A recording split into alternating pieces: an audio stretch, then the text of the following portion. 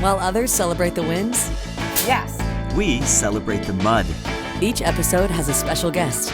Tony-nominated actress, Broadway's Lily Cooper. Tashir Zameda. David A. Gregory. Getting messy with muddy topics. We are going to be talking about grief journey. With hilarious moments Now get over here. And deep conversations. I'm ashamed to even admit this, but this is what happened. This is Into the Mud. Hey everybody, and welcome back to Into the Mud podcast. While everyone else celebrates the wins, We celebrate the mud. I'm Alex Cumin. and I'm Drew King, and we're coming to you live from the Bower Room at the Malin in the West Village. Today, we are so damn excited to have one of our dearest friends on the pod, Alex Puette. Hello everybody. Hi. How are you? I'm so happy to be here. So happy to have you. So, okay, how do Alex and I know each other? Yes. Alex and I actually first met working work study at Broadway Dance Center a million years ago. I don't know if you remember that. Of course I remember. But we worked the front desk together, and then we reconnected doing a regional production of Joseph and the Amazing Technicolor Dreamcoat with Clay Aiken. Made Where was Immortal it? on Chelsea Handler. Wait, Wait. what was that? Made Immortal on Chelsea Handler. Do you remember? With him and his wig. Oh, and his yes, thing, yes. and- yeah. You're absolutely right. I always said Julianne Moore. Yeah. Yeah. It's like what the wig looked like. Oh my gosh. Where was it regionally? Where was it? It was at the Algonquin Playhouse in Maine. Yeah. Okay. The Gunquit. And Alex, obviously, is an actor, a very accomplished actor, fantastic, beautiful, beautiful singer. What did you sing in, Joseph? One More Angel in Heaven. Oh yeah, the country number. The country number. country It's number. so beautiful. I was trailing country. Oh. Alex has a voice of butter. We're Look gonna him get up some online. B-side Everyone after listen to the Alex episode. singing. Oh, that's extra. Oh my gosh. Alex is now currently starring on Broadway in Hadestown, covering the lead role, Hades. You've had so many celebrities in the show lately. We've had Betty Who. We had Jordan Fisher. Anita Franco's in Anita it right Franco now. is in it right now. Yeah. Like, how cool. It's amazing. Yeah. Have you gone? I gone. saw it way back when, but I haven't seen any of these new celebrity Let's people. go. Let's do it. Yeah, we'll definitely Yes, see the let's show. come on down. We're running at the Walter Kerr Theater on West 48th Street. Alex is also a really beautiful and articulate writer, and other credits include Young Frankenstein National Tour, where you met your husband, Millie. Yes. That's cute. Yes, it's Wait. so how cute. did that? Okay. Wait. Break that down for us. That's Yeah. fun. So we were on this national tour together, and we were friends. Obviously. And Roommates. yes, we were. Yeah. Roommates. We roomed together every couple cities. We were just friends. He was dating someone at the time, and then we were just hanging out a lot. And then when we got back, he was like, "I want to be boyfriends," and I was like, "Maybe, like we'll see." Like, hard to get. I don't know. And then finally, I was like, "Okay, fine," and that was 13 years ago. Wow. So 13 years. I know. years I strong. special. It's crazy. I love that. Yeah. Oh, Oh my gosh. He's a good man. love that. So today we have a very, very muddy topic that we are thrilled to have Alex talk about. We also would just like to preface, this is a very sensitive topic. If there are any listeners out there that might be relating to this certain experience, we will have a lot of resources for you at the end, and please feel free to reach out with any questions and concerns. So, Alex, you are in the mud right now, shall we say, with recovery and sobriety and addiction, Yes. which is a very, very deeply muddy pond. Do you mind sharing with us your story in regards to that? Just to give everyone a background, and then we can dive in deeper as to what the muddiness of recovery means for you today. Sure, absolutely. Let's see. I mean, I'll start from the beginning in a very quick way, where I grew up with I say this in a positive way, but like a very unremarkable childhood in a great way. Like I had wonderful parents, and they were supportive of me, and I didn't see a lot of substance abuse as a kid, and I preface that to say because I feel like a lot of the addiction stories that I've heard, or I heard, like even growing up, were like, oh, I was homeless and this and that, and I came in, from really, and I guess I'm just trying to say that, like, it doesn't look the same for everybody. So anyway, I moved to the city, and I I was drinking a little bit and trying things recreationally, and I was I consider myself a risk taker, so I like to try anything once. And so I just love to experience everything with life. It did get to a point though where I was really getting in a dark place just emotionally. And Was that about like being in New York? Was it about the business? yeah. So it was definitely about being in New York, and very much had to do with the business. I was sort of attaching my happiness onto so many external factors in my life. Yeah. And when those things weren't happening, I didn't know what to do. And so I was finding a lot of false refuges in sex and drinking and all kinds of things. And it got to the point where I was in a very low moment in my career and just with things that I was struggling with emotionally and mentally. And I was offered crystal meth. And it came totally out of nowhere. Somebody asked if I like to party, and I remember being like, oh yeah, I love to day drink. That's great. I just had a really shitty audition. Such a veiled offer. Yes. There Yeah. are so many Do you sneaky like to ways of party? asking this. Do you like to party? Yeah. And I was like in my 20s, and I was like, hell yeah, I like to Yes, party. That I sounds do. great. And I had just gone to an audition where I did horribly. I got cut, and I felt really horrible about myself. Do you remember the audition? No, I don't. I want to though. I was like, who are we blaming? Yeah. You. Who pushed you into meth? I'm not going to name names. So anyway, so I was like, great, that sounds great. Yeah. And this person was like, come over. And so I did. And so when it was, I walked in and there it was. And I was like, oh, I don't do that. Like, I don't know what that is. He's like, whatever, just try it. It's fine. And actually, the question I asked him was, is this going to make me sleepy? Because I have something to do later tonight. And I really need to like be awake for it. And he laughed in my face, and I didn't like. I had no. You had no experience with this prior. I had no And experience. I had no. Did you know what it was? No, I knew Okay. nothing. The only thing I knew about crystal meth was that people who did it didn't have teeth. That is the one thing I knew about crystal meth. Okay. And so I was like, whatever. My career's in the shithole. I feel terrible about myself. My life sucks. Whatever. I'll try it once. Like, I'll try anything once. And did you have any inkling? Did you know that it was an addictive substance and that was a repercussion, or it was just that information wasn't there? I mean, I truly knew absolutely nothing Nothing. about this drug. I didn't know it had anything to do with the gay community. I mean, I really knew nothing about it. I was totally blindsided. And so I tried it, and I remember so distinctly taking the very first hit and being like, oh, this is going to be a problem for me, because I felt amazing. Instantaneously. Instantly, I felt invincible. What is it? Explain the feeling of it. Okay, so I read a book, and I'm going to get some numbers wrong, but it's generally this. So if we're talking units of dopamine, right? Anything that's pleasurable, you get units of dopamine to you. When you eat something pleasurable, it's roughly, and if there are any scientists out there, you can give the correct numbers. We'll do some research in Yeah, post yeah. and Yes, put them but in the show this notes. is, but I actually read this kind of recently. So when you're like eating something pleasurable, it's like 100 units of dopamine. When you're having sex, it's like 150, and same when you're like drinking.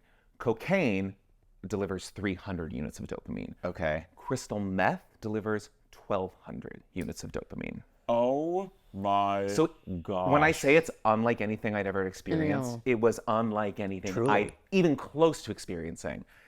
And it happened, and I was like, I mean, I'm getting goosebumps in the way that like I just remember that euphoric feeling. Yeah. Is it a combination of physical, mental, like just like body? I'm trying to think, probably like Body high, body mental high, high, all the mental above high. high. I remember I had to go on painkillers for a surgery, and they were like, you need to be so careful with this because this is highly addictive. It was like liquid oxy, right? And I remember being like, okay, I'm in so much pain. And I was using it for pain, and then one day the pain just went away, and so I went off it for 3 days, and then the pain came back, and I took the same dose that I had been taking, and because my tolerance had lowered, I actually got the actual like drug euphoric effects of it.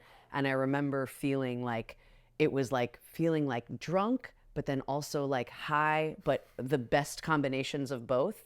And I remember the same thing, I thought, thank God they know how addictive this substance is, but I was like, I would, if I had access to this, what I would like, you just feel so good. And it was post-cancer surgery. So I was in a really low time in my life.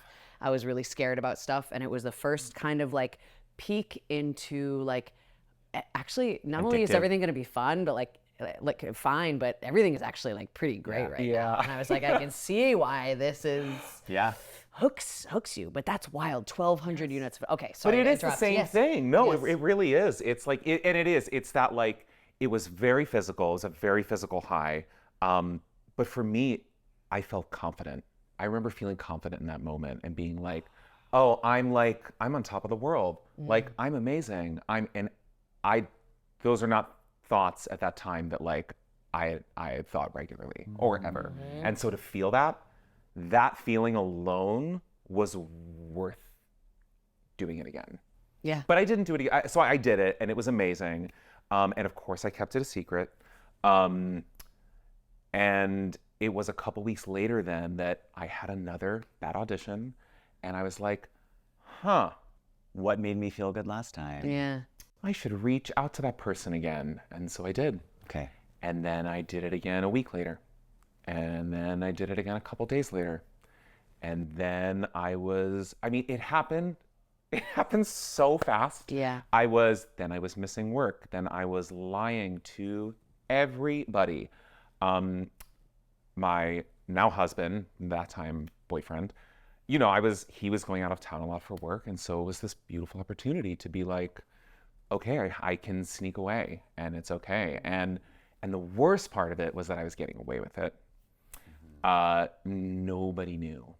In the beginning, nobody knew. And then of course that fueled that, there was that high of like being like, I'm getting away with something that is making me feel pleasurable, but I know in the back of my head is wrong. Yeah. I knew it was wrong, because also I would like every once in a while then like run into people that had been doing it for a long time and there was some very sketchy behavior. And so I was like, ooh, okay, well, I'm not gonna get there. I have it under control. Like what was the sketchy behavior? Ooh,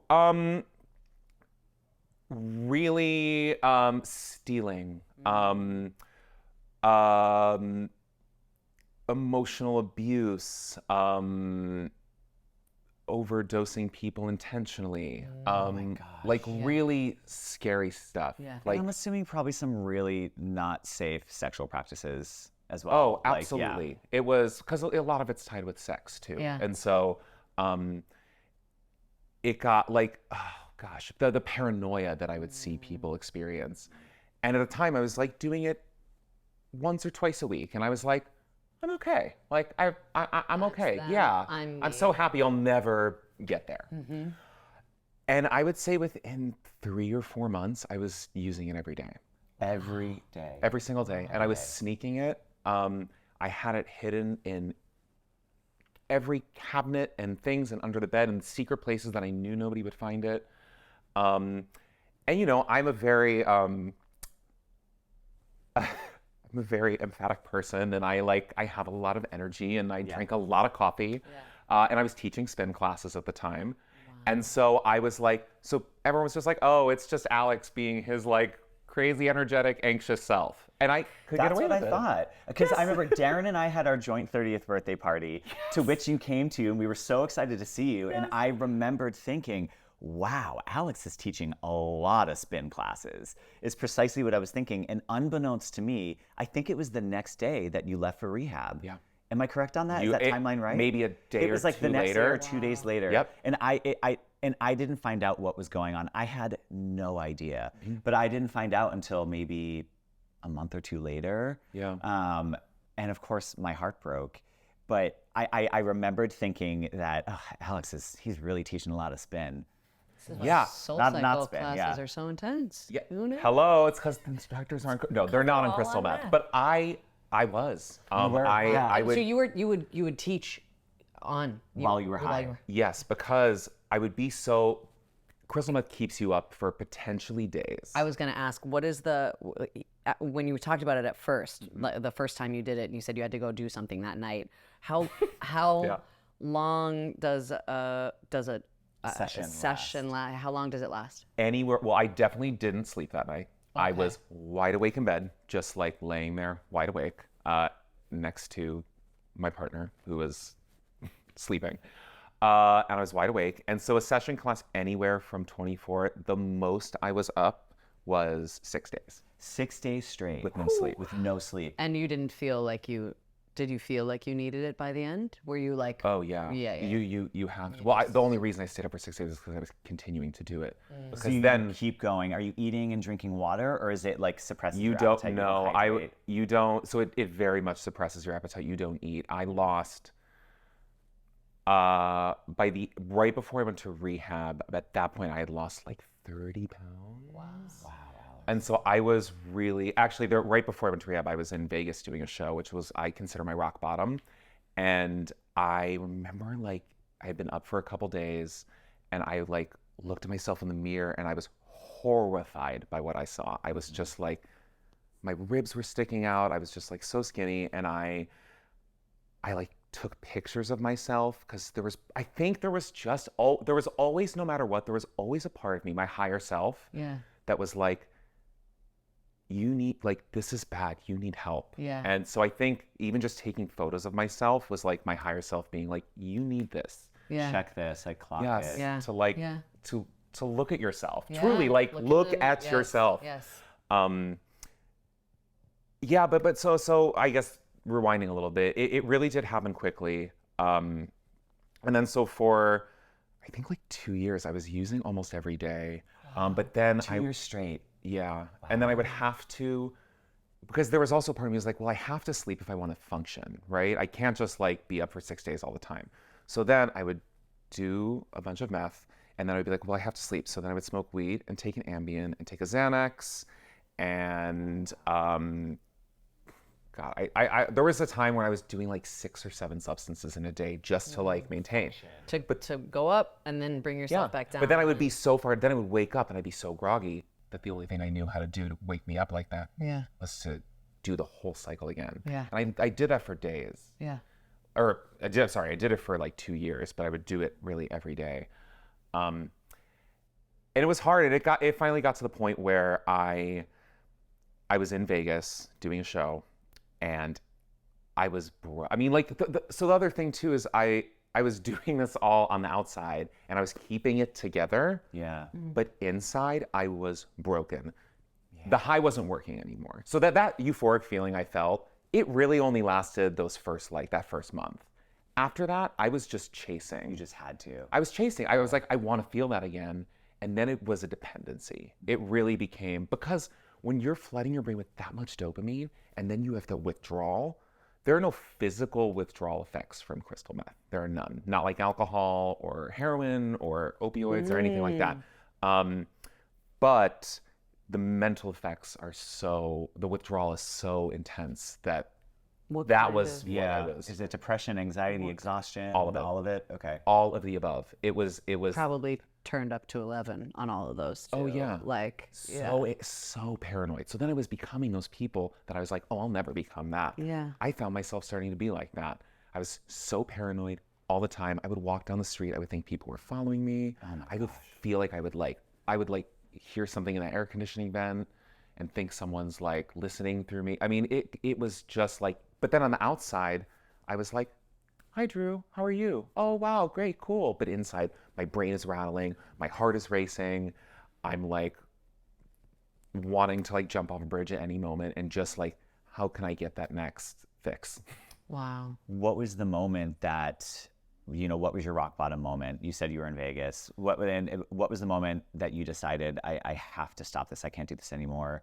And how did you getting yourself into recovery come to fruition? How did that happen? Who facilitated that? I was in Vegas. And so even before I got to Vegas, I knew I needed to stop. I knew I needed to ask for help, and I was too ashamed, of course, to admit it to anybody, because, crystal meth, that's not like, oh, I like drink a couple martinis a week. It was like, to me, I was so ashamed of it. I couldn't even admit it to my therapist. I couldn't admit it to nobody, which of course I finally did admit it to my therapist. But then even after that, it took me many months to then open up to anybody else.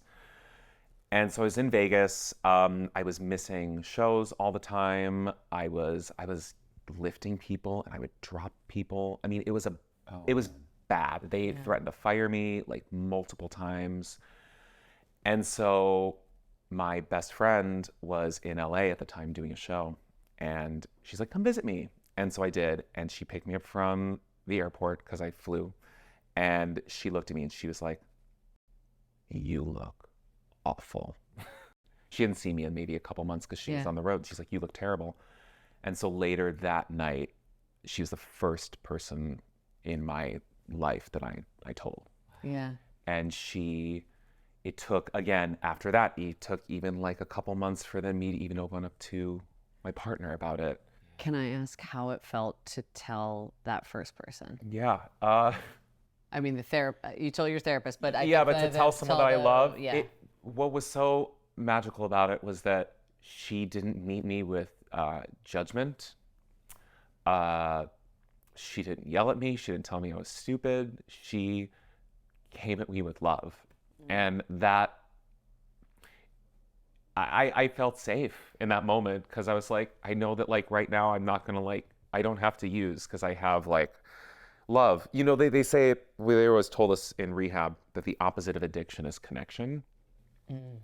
And so I was feeling so disconnected from everybody in my life because I was keeping it a secret. And so when I was met with love and connection, that was so palpable and I could really feel, that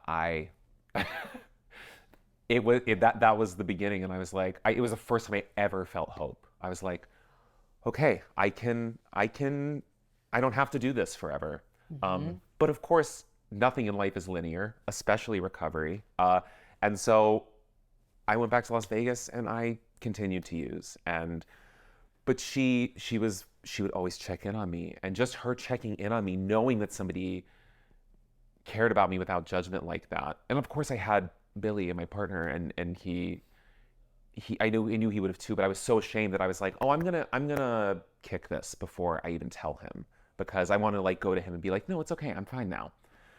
It's not how it happened. He found out, and again, he was hurt and shocked. He was shocked in the way that hearing that your boyfriend of, at that time, what was it, like 4 or 5 years, was using crystal meth is shocking. But actually the first words out of his mouth were, I knew it. I knew it. I knew something was up. I just couldn't put my finger on it. I didn't know it was that, but I knew it. And so I went into my first 12-step room shortly after that. Both Billy and my best friend were instrumental in getting me into those rooms. And I went and I was hearing things and I tried. I was working with a sponsor. I was going to meetings. And I would get a couple days and then I would relapse. And I would get a week and I would relapse. And it got to the point where I couldn't stop. And so my best friend directed me to the Actors Fund, or the Entertainment Community Fund now. This time it was the Actors Fund. Beautiful resource. We're so fortunate. An unbelievable. What is this? Yeah. For those of you that don't know, there is a fund basically called, it used to be the Actors Fund, now it's the Entertainment Fund. That is a nonprofit that helps and supports any and all workers in the theater entertainment industry. So if you're a dresser, or if you're an actor, if you're a musician, whatever it is, if you need help in a moment of crisis, they're there. They have tons of resources. They have social workers. They have finance classes. They have, emergency grants. So if you're really struggling to pay your rent because of lack of work, they will be there to help front your money. Like, remarkable, incredible resource. If you ever go see a Broadway show and those people are holding those red buckets outside asking for money, donate, because that's where the money goes, because it helps so many people that desperately need help. It's a beautiful, incredible resource. We're so fortunate to have it. Is it just New York, or is it everywhere? No, it's the headquarters is based in New York, but there's access to it nationally and I believe internationally. Yeah. That's yeah. great. Internationally. Oh, that's amazing. An unbelievable resource that I really knew nothing about. And so it was really exciting. It was. A relief to know it was there. Thank you. Yes, it really was to know that was a resource. And so my friend took me, and I was in counseling with someone there who specializes in addiction. And after some time, both my counselor and Billy and my best friend were like, you need a little more help. And so the Actors Fund set me up with a rehab. And they helped me pay for some of it and my flights down there. And we went into that office and set it all up. And the next day I was on a flight and I was there for 3 months. Where did you go? I went to, it doesn't exist anymore. It's called Satori Waters in South Florida. And it was oh man, that was a humbling, eye-opening experience, to say the least. I remember I got there and I was like, oh, I don't belong here. No. I was like, oh no, that person's addicted to heroin. That person's like has alcohol. Nobody here is gay. No, this isn't for me. And I could make one phone call and I called Billy and I was like, you need to get me on a plane. I'm not coming home. And he said, no, I'm sorry. And then I couldn't talk to anyone for 2 weeks. No visitors. The first 2 weeks. No visitors, no phone calls, or anything for the first 2 weeks. And and I was there. I ended up being there for 3 months. I was an inpatient for 45 days, and then I spent another 45 days in outpatient down there. That is What was unbelievable. that first 2 weeks like? Well, so I was going through, you don't go into detox when you are on crystal meth because there's no physical symptoms, but the mental strain and is just, it's horrible. I slept for 3 days. 3 days I did not leave my room. They would like bring me food and I would like eat a little bit and then I would sleep again. Eat a little food and sleep again because I was so sleep deprived. It was hard. I didn't want to talk. I didn't want to connect with anybody. I really felt separate from everyone. I'm so ashamed to admit this, but I felt better than everybody because I was like, oh, I'm from New York and I like, and My addiction is not as bad as their addiction. I was like, you all, like some of you lost your homes and I kept my life together. Despite being so broken inside. And so it was really hard. And then finally I had a counselor who was just working with me and he was like, what if you just shared in group? What if you just shared a little bit? And I did. And as soon as I did, I started connecting with these people that I would never have connected with on the outside world ever. And I still talk to a few of them today. And it's really cool. And special, but it was a really long bumpy road. And again, that process wasn't linear too, because then I would share, and then I would feel so vulnerable, and then someone would like make a comment, an off-color comment or something, and then I would withdraw again. And but I needed it. I needed a place to be vulnerable, and I needed a place to rest, and I needed space and time away from the physical drug itself, and to be out of my surroundings. I think. Yeah. That was part of it too, was that like New York at the time was so triggering for me. Everything, because I had associations on every block, and everywhere. I would walk by apartments and be like, oh, I was up there. I had a really horrible experience there. Oh, I slept on that bench one night. Oh, I like, it was really hard to like the city was be in the city. So being away for 3 months is what I do say it saved my life, because I think I hadn't lost my home yet. I hadn't lost some of the people I love, but I was dangerously close. Yeah. Wow. That's amazing.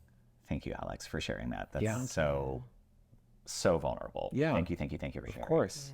The concept of nonlinear growth or like nonlinear progress is something that keeps coming up as we talk to so many different people who are in so many muddy situations. And it's such a fascinating concept to me, because I think particularly like the American mindset too is just like you get on the escalator and you keep going up. Yes. And it's like, that's not how it works. No. And it's sometimes it's 2 steps forward, 1 step back. Sometimes it's 5 steps back and a half step forward. And like, what were the things that like for me in those moments, I have to just kind of always remember, like, just keep moving towards like the light, or like keep moving towards like the hope, keep moving towards the happiness.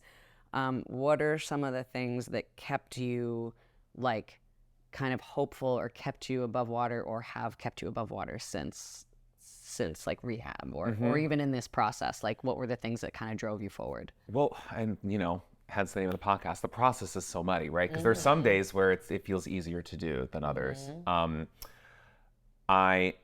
linear thing is so fascinating to me, because we're conditioned to believe that life is linear from early childhood, right? You're in school, you go from grade to grade to grade, you get good grades, you get into better classes, you get into a college, you get into this, like and then we become adults, and those rules suddenly don't apply anymore for a lot of people, right? Especially artists. Like, there's nothing linear about a life in the arts, or dealing with things that are like traumatic or grief or any of it. And I think, it's a very cliched 12-step adage, but I think it's for a reason, is one day at a time. And it's like, just sort of like being like, okay, today, what do I need to do to make sure I don't pick up that drug again, or to just get through the day, or to help this anxiety that's like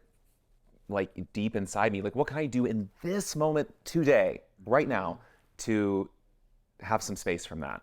And I'll worry about tomorrow when I worry about it. Because for me, I was like, how am I gonna, in the beginning, my first 6 months, I was like, how am I never gonna touch this drug again? Yeah. And my sponsor would just be like, it's like, just worry about getting through the night. And then when you wake up tomorrow, you see how you feel and you reassess. Present moment thinking, like it's so much of that is just live presently, live right now, don't stop worrying about this or being afraid, like it's just and it's so hard to be present. It's so hard to, especially when you have gone through however many years of non-presence, of just like what, like, oh man, Were you feeling cravings? I'm assuming you were. Were you feeling the addiction in your body while you were in rehab? Like every day of like, I need this and I can't get it. And does that are there days where that comes back and like punches you in the gut today? Hopefully not as strong, but I'm curious what that need to have that fix, in what ways it manifests, or like how you felt in the first few weeks of your recovery process and how you feel about it today. Sure. There's this thing that they talk about 12 steps called the pink cloud. The pink cloud. The pink cloud, yeah. And so they say like the first 90 days, all of a sudden you're not flooding your body with those toxins, those horrible things. And at some point, after like the first couple weeks, I then started to feel a little euphoric, right? Because it was almost like the pendulum then swung the other way. And I started to be like, oh, I'm not poisoning my body. I actually like feel good. Like I do feel good. And then the cravings would kind of come, but I also knew in rehab especially, I was safe. Yeah. And so there was nothing I could do about it. And so I felt really safe. And I had none of my triggers around me. And I didn't crave it for a really long time, especially while I was in rehab. And after that pink, so they say like the pink cloud, you need to be careful of it, because at some point it bursts and something will trigger you. A craving will come back. And to believe that, like, again, it's linear, right? That like the cravings will just never come back is false. So that first year I got out of rehab, and when I got back to New York, I thought about it every single day for almost 2 years. Every single day. And so I got back from, I did relapse. So I came back from rehab, and I think like 6 months later, I relapsed.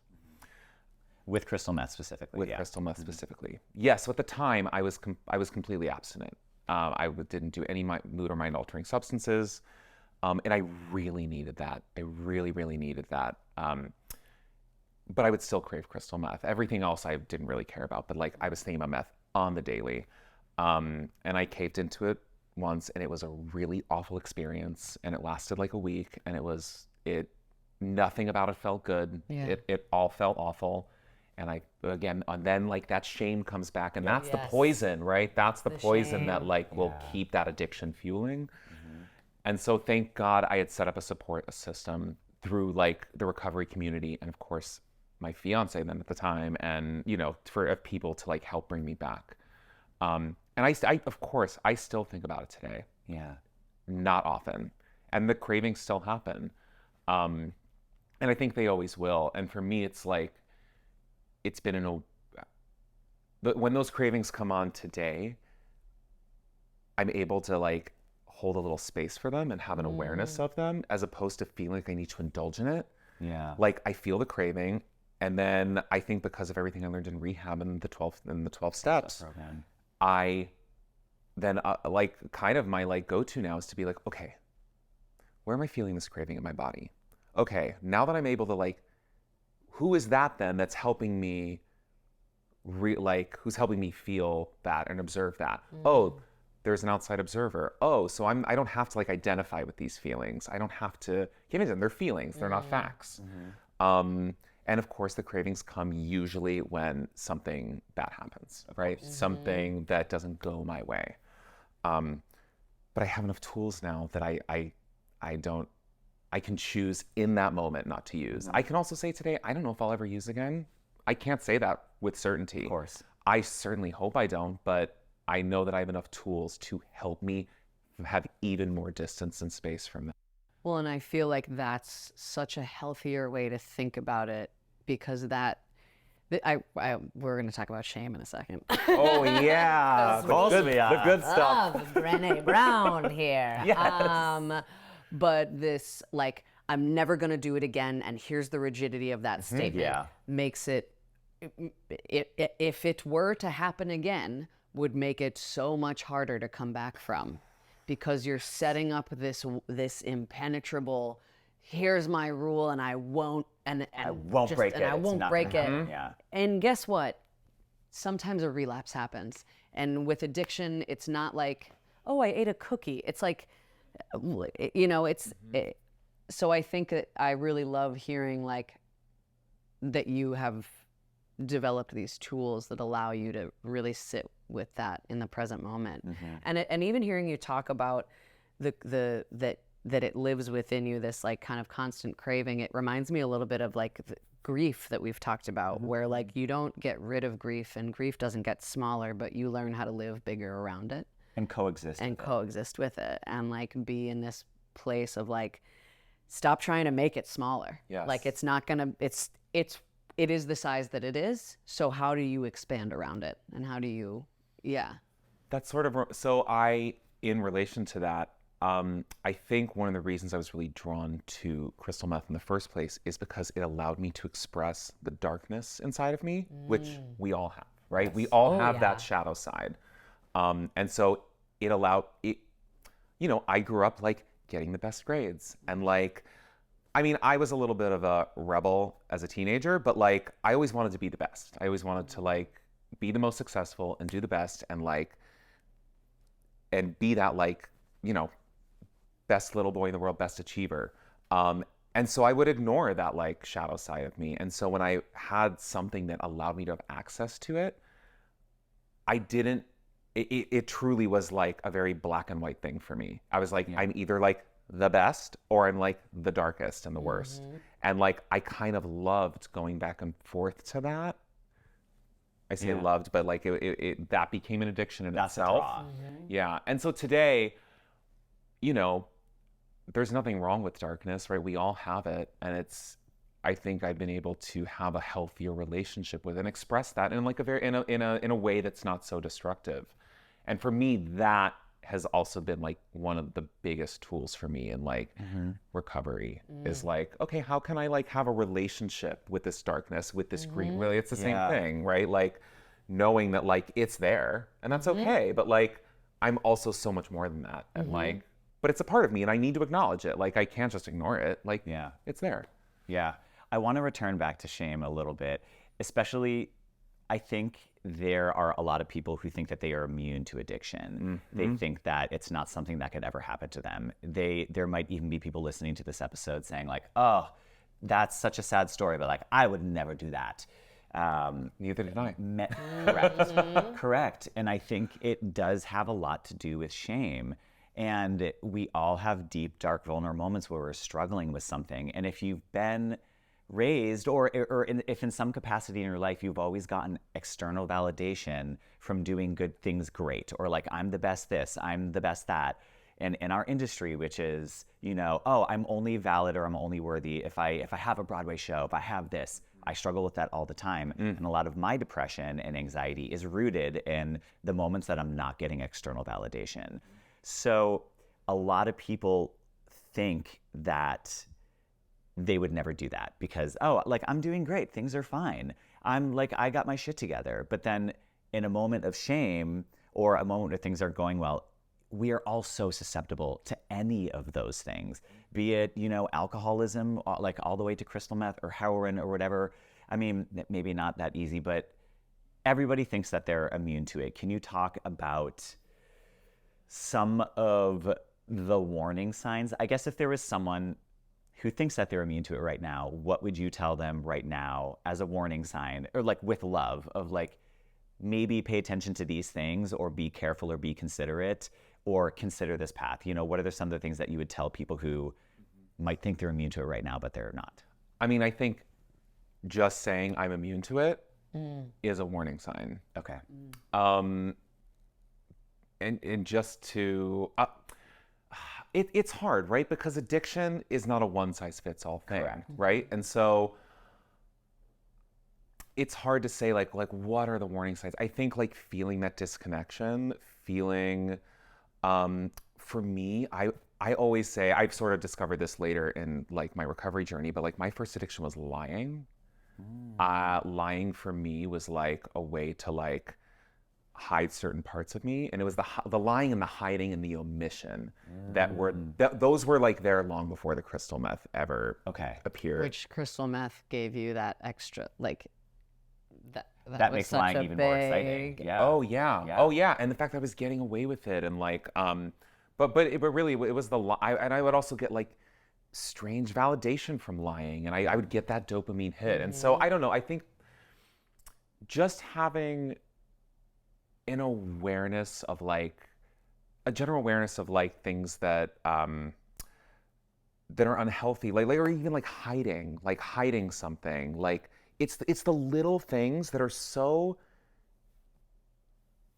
seemingly inconsequential that become so insidious that lead up Building to the blocks. actual thing.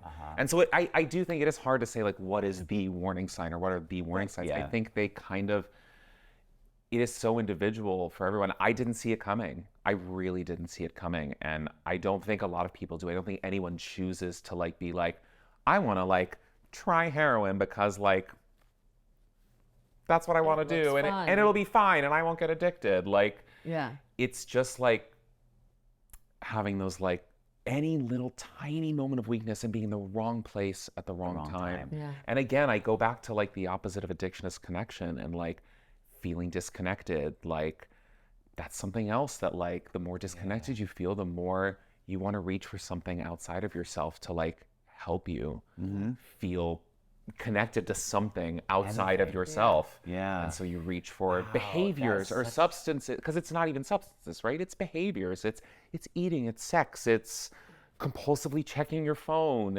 It's all of it. It's addiction. Manifests in so many ways. Yes, and it's rampant in our culture. And the addiction stories that we hear that are like the most, publicly or in our like zeitgeist are like the ones where like, oh, that person like did a bunch of heavy drugs, they became homeless, they almost died, and now they're like a big success. Yes. And that is exactly what we want to talk about. That's like precisely it, is that it's not just like, we have such a tendency to be like, and look at them now. We talked about this in the last episode of the like, they slay the dragon and they ride off into the sunset and everything's great. And that's not how it works. It just simply what happens is not the next how it works. day What when the sun happens rises? next? And that's like a big part of this conversation we want to have with you regarding muddiness, is that recovery itself and sobriety itself is very muddy. I think there's a tendency, rightfully so, within a lot of 12-step programs that it is, you have to abstain 100% from everything, and that it's this way, there's a divinity involved, it's a 12-step program, follow the rules, this is the only way to do it, you can never touch anything again. But doesn't work for a lot of people. A lot of people don't relate spiritually to the divinity aspect of it. That can be a little bit isolating. And I think I'm only saying this because I have a lot of experience with addiction in my family and in my past, which we've talked extensively about. But it's really complicated. You know, I have some siblings who, I have 7 siblings, so I'm not specifically throwing any of them under the bus. But yeah, I have 2 siblings that are in recovery right now. But watching their journeys into recovery have been so complicated. And, you know, one sibling was convinced that they could, you know, if I take 3 months off of drinking alcohol, then I know that by the time I'm done at 3 months, like, then I can drink casually and I'll be fine. And it was years and years and years and years of abstaining and then relapsing, abstaining, relapsing. AA is not for me. It's not for me. I don't want this. And now currently they're 100% in AA and they're so reliant upon it. But anyway, that was a really long way of saying, I know that for you, your current sobriety is in flux. Can you open up a little bit about that? Yeah, absolutely. So I said before, I had to be abstinent for, my journey with abstinence was like little over almost 3 years. Almost 3 years where I was like, yes, I had like relapsed that one time, but like, I was like, other than that, I was like, I need like all mood, mind altering substances away. And it worked for me and I needed it. It is what saved me. But then after some time, I was in the rooms and I was talking to my therapist and I was like, I just feel like maybe for me, there's room for some nuance, right? Like it feels like this like constant withholding. There's something about that like for me, I don't know. I was just like, I was curious. And so I talked to the people, my support system, my therapist, my friends, my husband, my family. Like I had this conversation with them. I was still abstinent, but I was like, I don't know, like psilocybin, like I did before I went into recovery, and I don't say it lightly when I say it changed my life. And there was a part of me that was curious about that. Like I wanted to be able to, alcohol was not my drug of choice. And so it wasn't the thing that like brought me to my knees. Yeah. But I was like, I would go to dinner with friends and like they would have a glass of wine. And I'd be like, I kind of want a glass of wine. But I was sort of told that like, you have one glass of wine and then before you know it, you're going to be like using crystal meth. And you're homeless again. Yeah. And so I was scared of it. And I was like, but I didn't want to be scared of it anymore.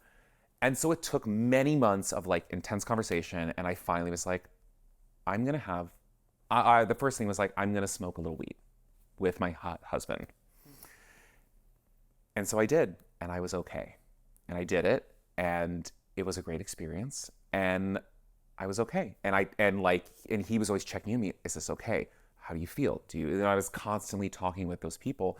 And so then over time, it was like, okay, then I was like, maybe I can have a glass of wine now. Maybe I can have that like margarita on Cinco de Mayo. Yeah. So today, I have not touched crystal meth in 6.5 years, almost 7 years. Which, thank you. That's remarkable. That's unbelievable. Thank you. That's Thank you. amazing. I also think it's unbelievable It is. because it's a decision I have to make every day. Yeah. And for me right now, I don't feel like the weed and the alcohol and the every occasional like psilocybin use, I don't feel like that is bringing me closer to it. It is something I have to keep in check, and it's something I am to this day talking to people about and like constantly being just mindful of and aware of. It's like having an awareness of like how I'm feeling and like why I'm using. Am I smoking weed to forget?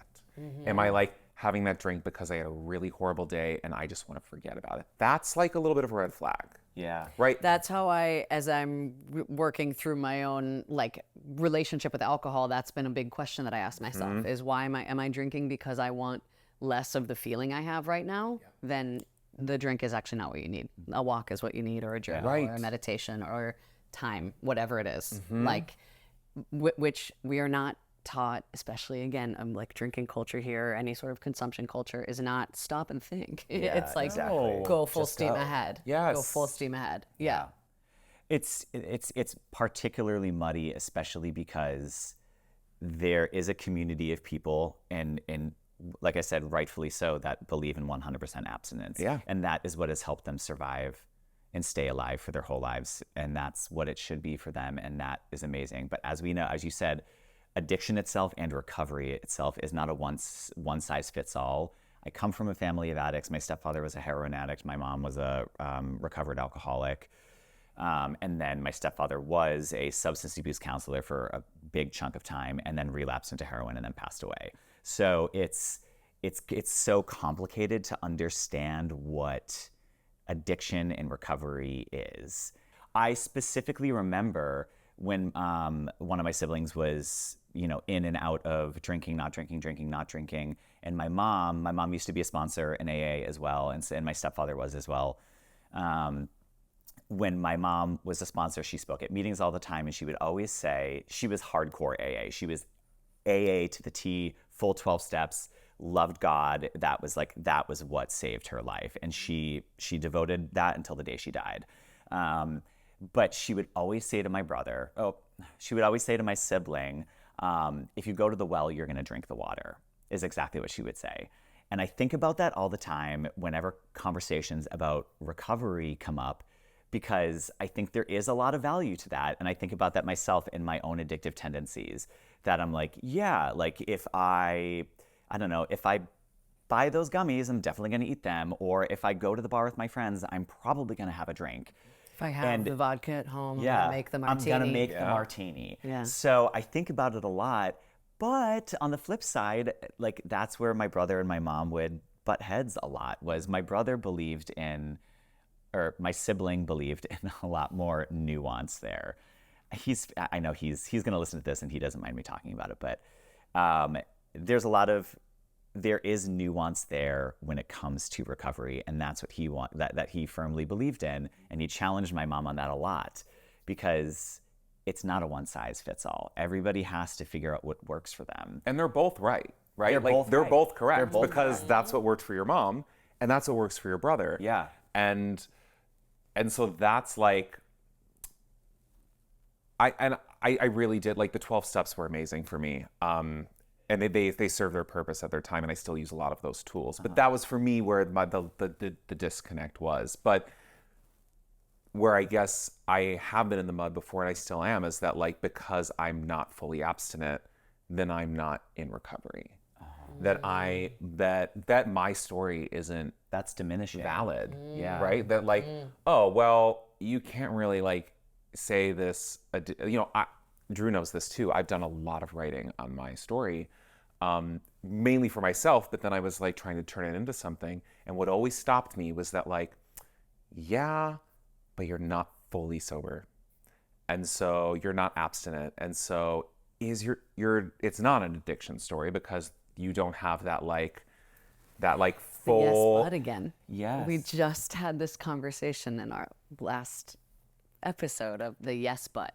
Yeah, but. Yeah, but. I had cancer 3 times, but it was only thyroid cancer. So I'm not. Right. So actually, it's not. I don't get to be in the cancer survivor room, because it wasn't serious, or I didn't go through what you went through. Right. And it's like, says who? Says who? Says who? Well, and it's the story. Yes, a lot of the stories we hear are the extreme versions. But most of the stories are the ones in the middle. Yes. Are the ones where the person was addicted, but they didn't lose their home. Yeah. They didn't lose everything.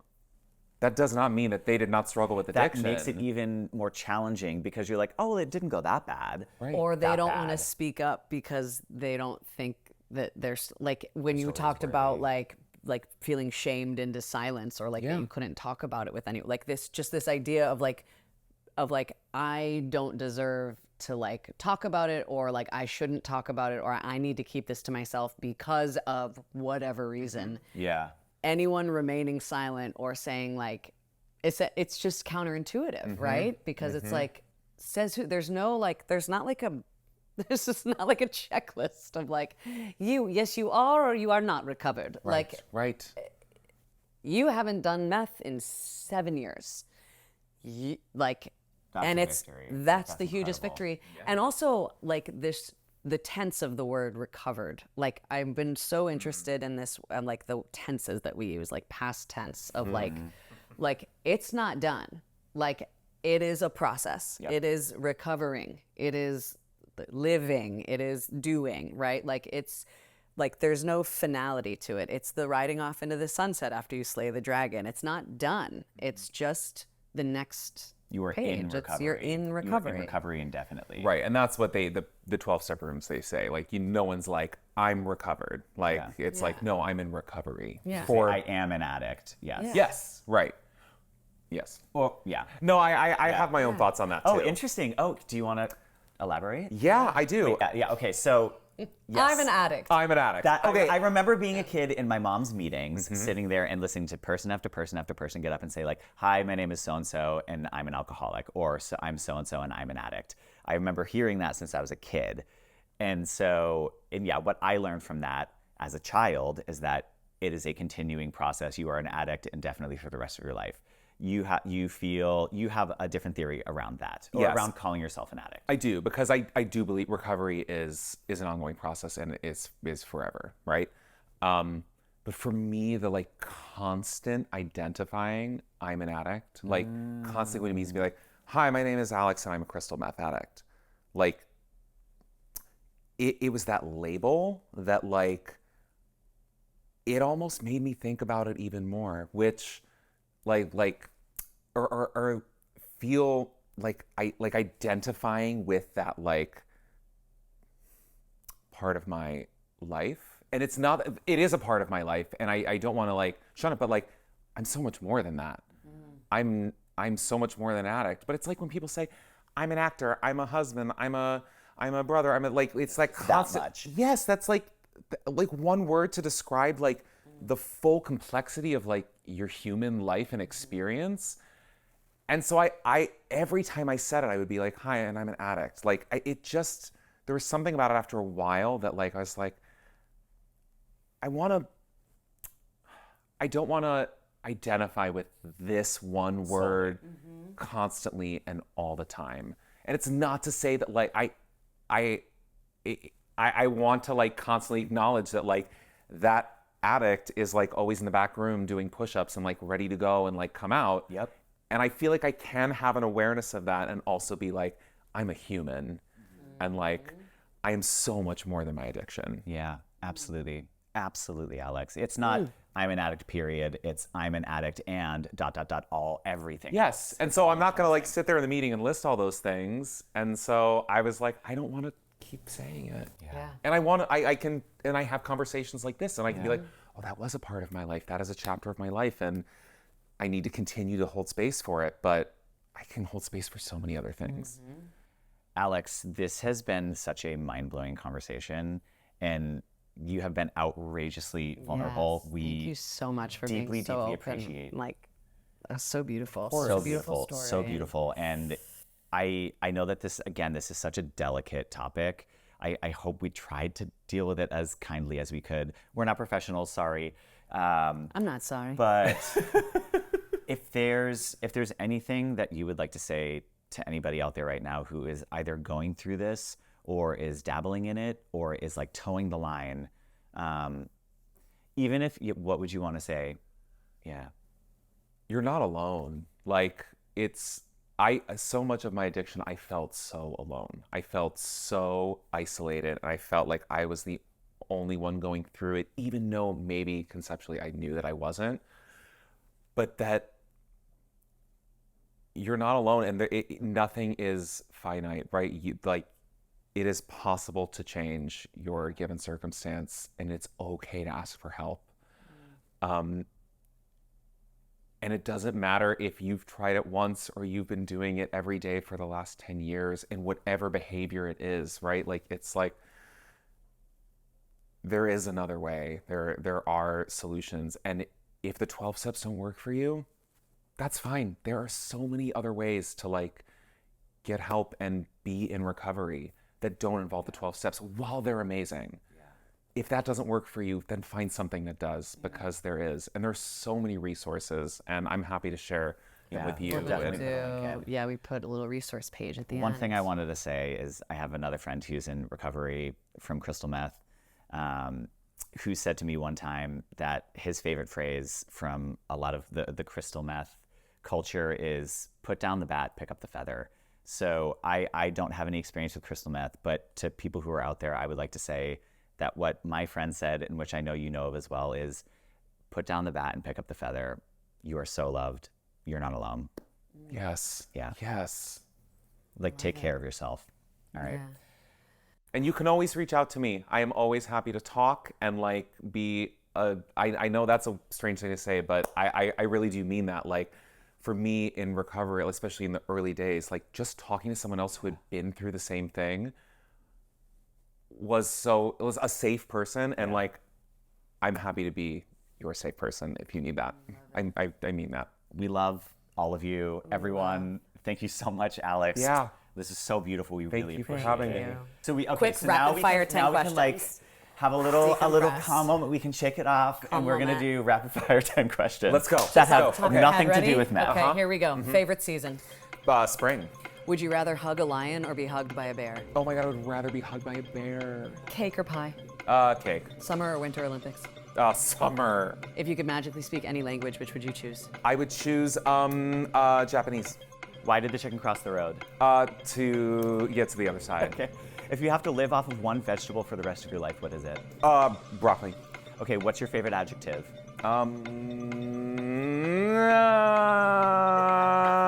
Same question. Fabulous. Fabulous. Okay, we love fabulous. What's your favorite dipping sauce? Dipping sauce, the sweet chili sauce from Trader Joe's. Final question. What is your go-to karaoke song? My go-to karaoke because I don't do karaoke. He's too good. No. Come see him on Broadway instead. I love it. Alex, we love you. Thank you so much. That was amazing. Everyone, thank you so much for listening. yes. Make sure you like, follow, subscribe, and you Subscribe. can find Alex's social media at Puette, Puette. Amazing. All right, and we'll also have additional resources posted with Alex's profile and on the website and in the link. We love you all. Thank you so much. Bye. Bye.